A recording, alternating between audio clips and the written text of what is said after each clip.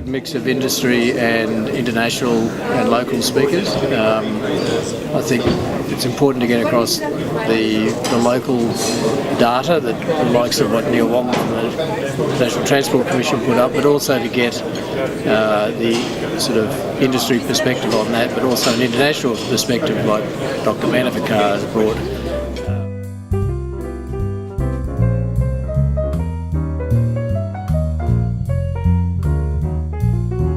It's a tough one here. It was interesting to hear about sort of how the market has not moved as quickly as California and why those reasons are, what's going on in Australia. And yet it was interesting to be with a group of people here today who are trying to figure out just how to make progress in this area and hear their different views on how to move forward towards lower emissions and lower carbon vehicles.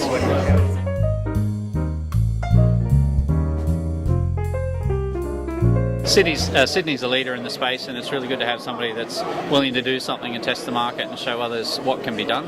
And I think that also applies to the international speakers. They were very inspiring and provide Australia with a lot of ideas. And so what I actually enjoyed at the end of the day was the dialogue, the panel sessions, and I'd like to see more of that in future, because I think we need to kick those ideas around and figure out how to apply them in the Australian context and make some movement in the space rather than just continuing to talk about it.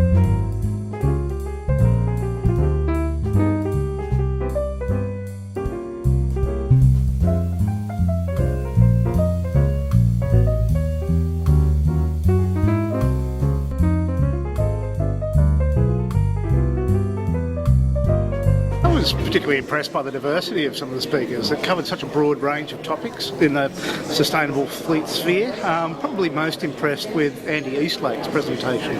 And I'm particularly jealous of the UK environment. Their policy is in place. They've got so many regulatory and incentives for low emission vehicles, and I really hope that the Australian industry gets to that point before too long.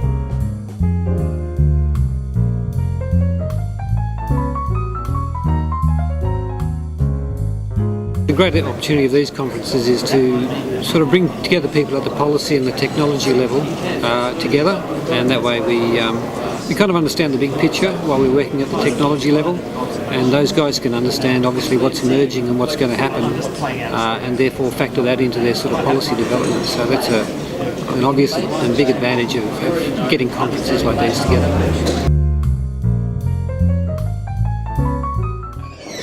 I think the key theme is that the whole automotive sector is changing quite rapidly. The rate of introduction of new technologies, the pressures on performance, both environmental and just automotive performance, are quite substantial. The competition is increasing. The global aspect is becoming more and more dominant.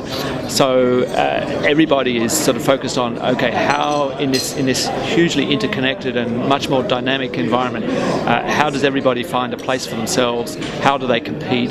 What is the particular edge that they're going to bring to the competition? The conference itself is a great venue. I think just doing this whole event with the automotive week, I think it's just bringing in a lot of intensity to the people who are interested in automotive issues in Victoria in general, but I think the whole event is just fantastic for people to come and ride cars at the same time. And they serve excellent coffee here too, so that's another good reason to turn up. Excellent.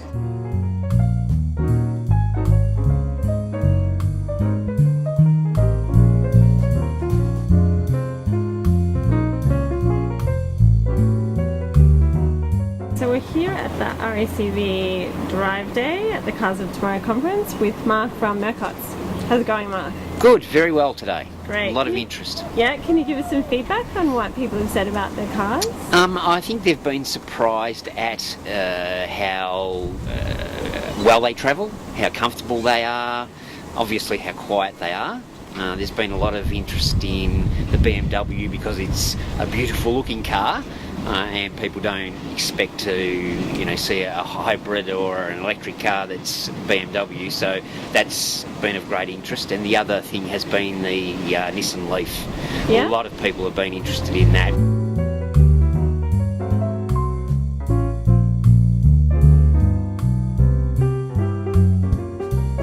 Well, pretty much what a hybrid is two or more power sources that work together. So, for example, a sailing boat. Right, a sailing boat uses sail, and to get out of the docks, you normally use like an auxiliary, a petrol motor or a diesel motor or something like that. Well, that's two power sources working together. Here, Derek, we've got the petrol engine from the Toyota Camry, and we've got two electric motors, high voltage electric motors. What this does, it actually, both of them work together to give you more power. So, let's see what happens.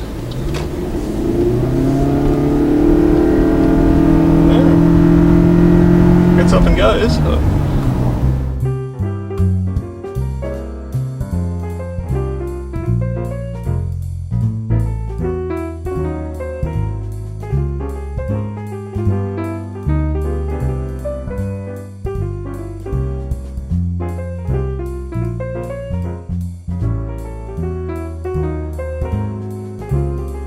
Okay, so after driving, Derek, what are your thoughts? What did you think? I was amazed at how quiet and smooth it is, and the performance. The performance is excellent. It really is.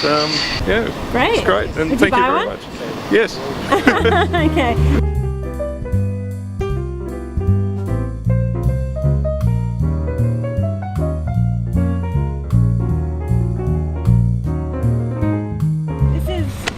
Trish from Auto CSC, who's just been for a drive in the electric Nissan Leaf. What do you think about it? It's so smooth and quiet. It's beautiful. And what about? I took the Mitsubishi Ironman out. And how did you find it? I found it smooth as silk. Really? I mean, really, yeah. The driveline is great, and the isolation inside the vehicle is good too. It's something that it's above a normal base standard vehicle in ride quality, and the acceleration is great. We were driving with only half of its energy level left, like we've got 50k range, but still performed really well. Okay. And we had 4 people in the car. What did you think about the BMW? The BMW is an absolute rocket. My God.